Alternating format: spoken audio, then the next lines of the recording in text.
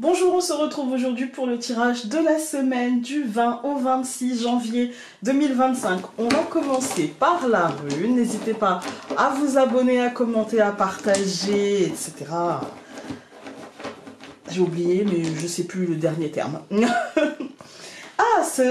On l'a déjà eu celle-ci. C'est Uruz, la mère, la corne, la vache. Voilà. Donc ça va représenter la mère, la maternité, la vie, la force de mettre au monde, je dirais, la force vitale, la vitalité, la santé, mais aussi le libre arbitre, le consentement, à la notion de je prends ma vie en main, je fais mes choix en conscience, vous voyez, voilà. Alors, cette semaine avec le tarot, nous allons avoir en carte de généralité, pour aller avec la rune, le 2 de bâton renversé. Alors, le 2 de bâton renversé, il va nous dire cette semaine que nous aurons l'impression que tout doit dépendre de nous, en fait.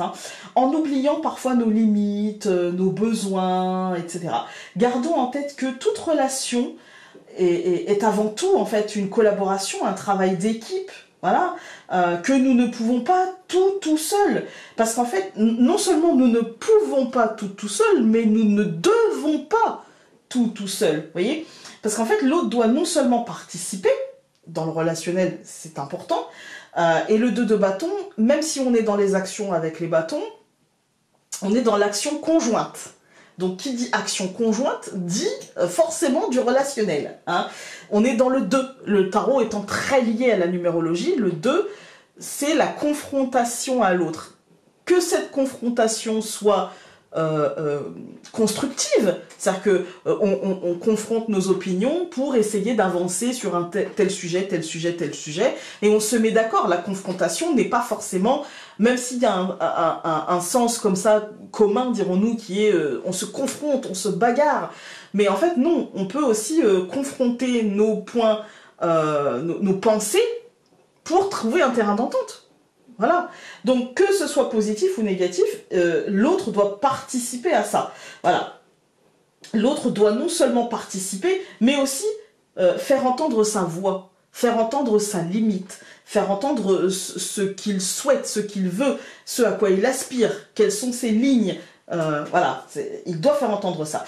Les limites et prérogatives de chacun devront donc être respectées. Il ne s'agit pas ici de vous dire, bon, alors si il faut que l'autre fasse entendre sa voix, ça veut dire que moi, il faut que je fasse taire la mienne. Non.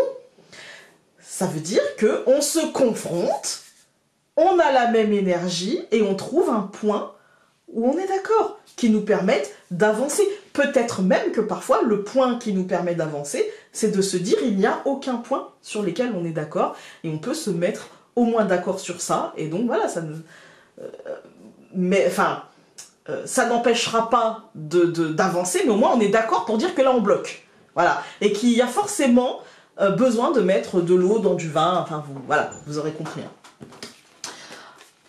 Et si on fait ça, au niveau relationnel, du coup, on a le 10 de coupe.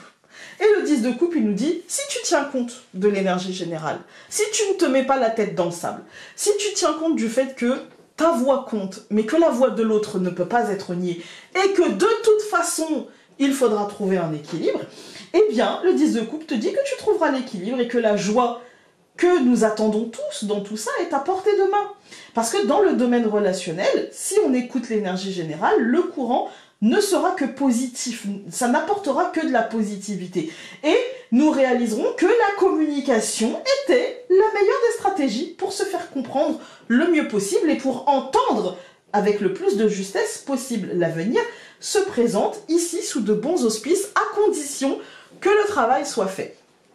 Et quand on met en relation avec Uruz, la rune, eh bien on avait le libre arbitre, on avait aussi la force et l'énergie maternante. Il ne s'agit pas de materner l'autre, il s'agit d'entendre, de comprendre et de trouver un point d'équilibre, comme une maman peut trancher entre ses deux enfants. Vous voyez? Voilà. Il y a cette idée de remettons de la vie et de l'humain là-dedans. Voilà. Donc, j'ai pas mis d'objet parce que j'ai oublié, tout simplement. Je vais pas vous raconter de blabla, j'ai zappé. Le tas numéro 1, le tas numéro 2, faites votre choix et moi j'y vais. Pour le tas numéro 1, il y a la reine de denier renversée. Alors, la reine de denier renversée, elle nous dit que cette semaine, pour vous qui avez choisi ce tas numéro 1, vous serez ou côtoierez une personne digne de confiance, fiable et surtout disponible et à l'écoute. Toutefois, attention parce que cette énergie est à double tranchant, car elle est autant admirée, cette personne, et désirée, que enviée et critiquée. Et cette personne peut être une personne extérieure, mais il peut aussi s'agir de vous. Voilà. Laissez les envieux, si c'est vous, laissez les envieux à leur fiel et cultivez cette énergie vraiment profondément. Si ce n'est pas vous, et que peut-être vous ressentez un sentiment positif ou négatif par rapport à une personne qui dégage quelque chose qui éveille en vous, en fait, ce sentiment, dites-vous que ce sentiment n'est pas rationnel. Voilà, ce sentiment soit d'admiration, de désir comme ça, c'est pas rationnel, mais ce sentiment aussi négatif, peut-être qui fait qu'on envie ou on critique, ou voilà, ce n'est pas non plus rationnel, en fait. Hein. Voilà, donc essayons de rationaliser et de remettre un petit peu d'ordre. Et pour ceux qui ont choisi le tas numéro 2 cette semaine, vous avez eu l'ermite. Alors, l'ermite, ici, il va nous dire que nous aurons besoin ici de faire une forme d'introspection pour trouver en nous peut-être les réponses à nos questionnements par rapport peut-être à cette énergie générale qui nous demande quand même de poser nos limites, d'accepter les limites de l'autre. Voilà, et il y a un questionnement peut-être sur nos... Voilà, pourquoi peut-être j'ai du mal, ou pourquoi peut-être j'ai pas de mal à faire taire ma propre voix, mais à écouter celle de l'autre. Voilà, il y a un questionnement autour de ça. Pour nous permettre cela, nous allons devoir rechercher une forme de solitude, ou au moins de tranquillité pour cheminer librement vers les réponses qui sont en nous et pas vers les réponses qui sont autour de nous. Là, il y a besoin d'aller chercher en nous ce que ces énergies-là ont fait sur nous. Est-ce que ça m'a poussé à poser mes limites, et auquel cas, pourquoi j'ai dû attendre ce moment-là pour poser ma limite, pourquoi je ne l'ai pas fait avant, et est-ce que l'autre ayant posé sa limite, est-ce que je me suis rendu compte que parfois j'avais tendance peut-être à tirer la couverture à moi. Ça arrive à tout le monde. En fait, les deux cas, si on est honnête, les deux cas arrivent à tout le monde dans la vie. Parfois, on peut avoir tendance, par habitude, par éducation, voilà, je sais pas, pour plein de choses, on peut avoir tendance à faire taire notre voix ou avoir tendance dans certains domaines à imposer une limite. Ça, pour moi, c'est la normalité, et si tu n'es pas dans ma normalité, eh bien, ça ne va pas. Voilà. Et parfois, on va avoir tendance à ça. On est tous... quand on dit oui, il faut pas être dans le jugement, oui, d'accord, ok, mais on a tous une forme de jugement à l'autre. Voilà. Parce qu'une constatation est faite à l'aune de notre regard, de qui on est. Voilà. Donc même une constatation peut être une forme de jugement, puisque je remarque, je constate que... donc si je le constate, ça veut dire que je le remarque, et si je le remarque, ça veut dire que pour moi, il y a... voilà. Et c'est humain, parce qu'on a tous des caractères différents, on a tous des vies différentes. Donc là, il s'agit peut-être de voir comment ces énergies-là ont pu nous impacter, pourquoi ça nous a impacté, dans quel sens, que ce soit positif ou négatif, et il y a besoin d'une forme d'introspection pour en tirer tous les apprentissages. L'ermite, c'est pas la punition de la solitude et de l'isolement, c'est surtout et avant tout, je pense, l'indépendance du cheminement de pensée. Voilà. On va regarder avec l'oracle des destins entrelacés, et donc nous avons magnétisme, bah oui, avec le 10 de coupe, effectivement. Quand tout se passe bien, et j'ai l'impression que ça se passera bien, mais quand tout se passe bien, effectivement, bah il y en a eu deux, hop, hérédité, et je m'aime, voilà. Eh bien, écoutez, quand tout se passe bien avec magnétisme et 10 de coupe, effectivement, il y a un côté, comme je vous disais, il y a un côté où, voilà, les choses s'écoulent, et la joie qu'on recherchait est à portée de main, c'est à nous d'aller le chercher. Le magnétisme, en fait, il ne fonctionne que si on se fait confiance, et si on teste. Voilà, si on ne touche pas, ça peut pas, voilà, si on n'accepte pas, ça ne peut pas, voilà. Et puis, La reine de denier renversée avec l'hérédité, quand je vous disais que voilà, on peut côtoyer. Voilà. En fait, ce que la personne ou ce que nous dégagerons n'est issu que de nos actions, de nos pensées. Quand je me sens bien et que je rayonne et que on me dit parfois, Founé, tu rayonnes. Ben, c'est parce que je vais bien, en fait. Mais quand je vais pas bien, je rayonne pas. Voilà. Quand je vais pas bien, on va pas me dire, Founé, t'es hyper solaire. Quand je suis fatiguée, quand je suis triste. Voilà. Il y a comme... D'ailleurs, on me dit souvent, tu es éteinte. Et je pense qu'on vous le dit aussi. Quand ça ne va pas, tu me sembles éteint, tu me sembles... Est-ce que ça va? Est-ce que t'es... Cette phrase, est-ce que t'es fatiguée? C'est pour dire, oh là, t'as une sale tronche. Voilà, c'est un peu ça. Eh bien, si on est hyper positif, si on rayonne et qu'on envoie aux autres ce rayonnement, quelle que soit la réaction de l'autre, que ce soit de l'admiration, du désir, l'envie d'être avec nous, l'envie de se réchauffer à cette lumière, en fait. On a envie d'être avec des gens qui sont de bonne humeur, qui rigolent, Voilà, on a envie de ça. Que ce soit ça ou que ce soit une réaction épidermique parce que ça fait écho, voilà, ce sera issu de ce que l'on vit. C'est pas l'autre le responsable, en fait. Donc si vous rayonnez et que vous êtes dans une situation où vous avez l'impression d'être critiqué parce que, ma foi, vous êtes de bonne humeur et que, voilà, vous prenez la vie comme elle vient et que ça vous va bien, si vous faites une réaction épidermique à l'autre, ne vous remettez pas en cause. Ça ne vous appartient pas. Par contre, si vous ressentez ce sentiment humain, on n'est pas ici pour dire « Oh là là, les méchants qui critiquent et qui sont envieux et machin ». Pas du tout. Si vous regardez l'autre en vous disant « Mais c'est pas possible, pourquoi les gens, pourquoi ces gens-là ont toujours de la chance et moi, voilà ». Si vous êtes dans une situation comme ça, c'est pas l'autre le souci. Analysez plutôt en vous comment changer les choses. Quelles sont vos actions qui vous ont mené à ça. Voilà, c'est plutôt vers ça qu'il faut tendre. Et avec, évidemment, l'ermite « Je m'aime », eh ben, c'est l'introspection. C'est aller voir un petit peu comment les choses vous ont touché, comment les choses vous ont impacté, positivement ou moins, et remettez-vous au centre. Et pour ça, il y a peut-être parfois besoin de se couper un petit peu du flux incessant d'informations, d'avis des uns et des autres, etc. De vraiment cheminer vers vous. Voilà. Alors, on met tout ça de côté et on regarde avec le Lenormand pour cette semaine du 20 au 26. Nous allons avoir l'arbre qui a sauté. Hop, plusieurs cartes. La souris, le trèfle, la femme, l'homme, le cœur et le chemin. Donc, ça fait un petit... ça fait beaucoup, là. Là, ça fait beaucoup. La fausse était retournée, mais là, ça fait beaucoup.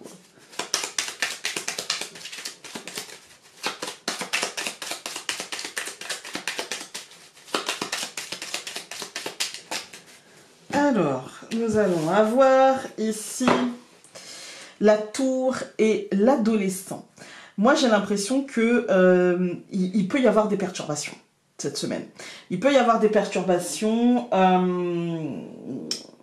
Et comme l'adolescent, en fait, il a l'impression que...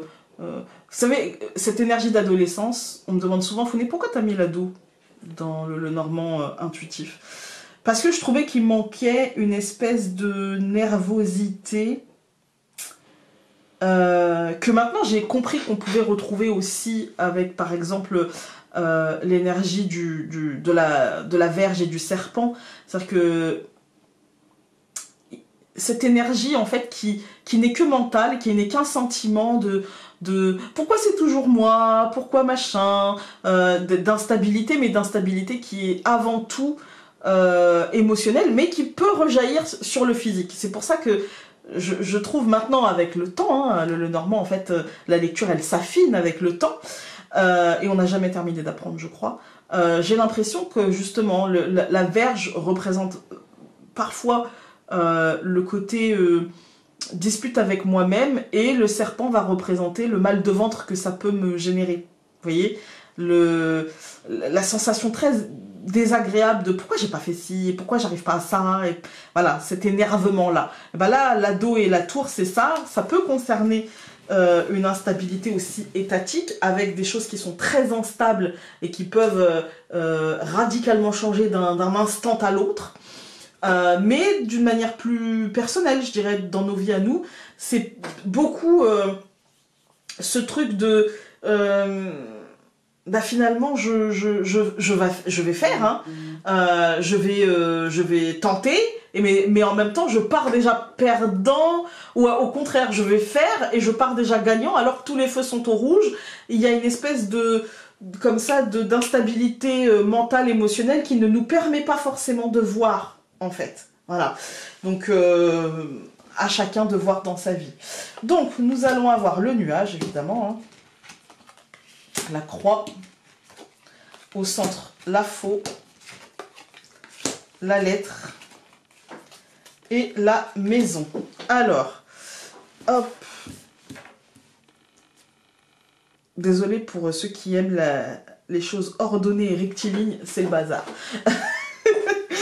Alors, moi ici, ce que je vais y voir avec le nuage et la croix, déjà, c'est du flou, du brouillard. Et comme je vous disais, avec l'adolescent et la tour, pour certains, ça va être « Non, mais ça va le faire, voilà, même si, ouais, ça va le faire. » Et pour d'autres, c'est « Ah non, mais ça va pas le faire, je suis sûre que... » voilà. Et ben c'est ça. C'est aussi bien la lourdeur que l'espoir. Voilà, pour certains, ce sera la lourdeur, pour certains, ce sera l'espoir, parce qu'il y a du flou, parce qu'il y a du brouillard, parce qu'il y a de l'incertitude et du doute. La bonne nouvelle, c'est que ça devrait être tranché dans la semaine. La bonne nouvelle, c'est que la faux nous dit, il y a un truc qui va... il y a un avant, donc avec ça, et puis il y a un après avec ça. Parce qu'il y a un truc officiel qui arrivera et qui tranchera. Voilà.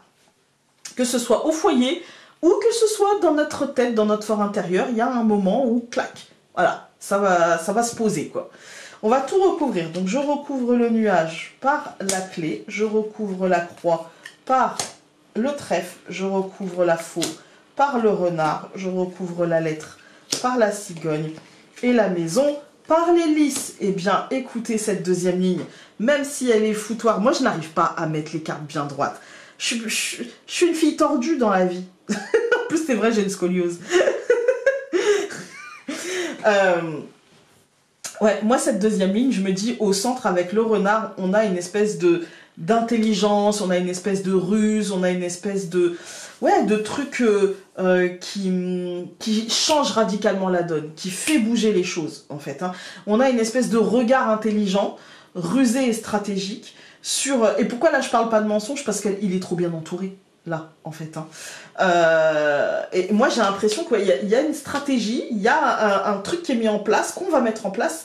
Pourquoi con? Parce qu'on commence par la clé et le trèfle, hein, donc c'est-à-dire on va saisir l'opportunité on va se dire tiens, là j'ai une porte de sortie, je vais faire comme ça, comme ça, comme ça, avec intelligence, avec regard un petit peu ouais, rusé et stratégique, et que ça va changer les choses pour du positif, que ça va apporter le succès. Voilà, qu'on va obtenir ce que l'on souhaite, et que finalement, si on n'était pas d'accord et qu'il y avait du flou et de la lourdeur et de la contradiction et machin, eh bien on s'est mis d'accord sur le fait qu'on n'était pas d'accord, et sur cette base-là, qu'est-ce qu'on fait? Voilà. Qu'est-ce qu'on est prêt à lâcher sur la base du fait que là, on est bloqué? Voilà. Eh bien, hop, c'est ça qui va faire avancer les choses. Quand on regarde les colonnes, on a le nuage et la clé, ça veut dire qu'on sort du nuage par notre opportunité, c'est nous qui ouvrons la porte et qui chassons le nuage. On a la croix et le trèfle, c'est une fin bénéfique, une fin chanceuse, une fin heureuse. Avec la faux et le renard, c'est la décision qu'on aura prise avec intelligence, ruse, qui nous permettra de passer à la lettre et à la cigogne, c'est-à-dire à l'annonce officielle d'un changement. D'encore peut-être un changement radical, mais un changement qui finira par apporter, parce que la cigogne quand même c'est un voyage, hein, c'est un mouvement, c'est pas tout de suite maintenant, mais qui finira par apporter avec la maison et l'hélice le succès, les honneurs des entreprises, des ambitions pour le foyer, pour la vie privée, je dirais. On va regarder avec les messages essentiels, il y en a eu 2. Pour cette semaine, nous avons la beauté n'a pas de sexe, de couleur, de poids ou de taille. La beauté est une vibration, une attitude, un sentiment dont tu as besoin, alors aime-toi assez pour te l'autoriser. Et nous avons, si tu ne demandes pas d'aide, comment veux-tu que les tiens devinent qu'il est temps pour eux d'intervenir? Voilà, je vous souhaite une très belle semaine et nous, on se retrouve dès demain pour les tirages quotidiens. Salut!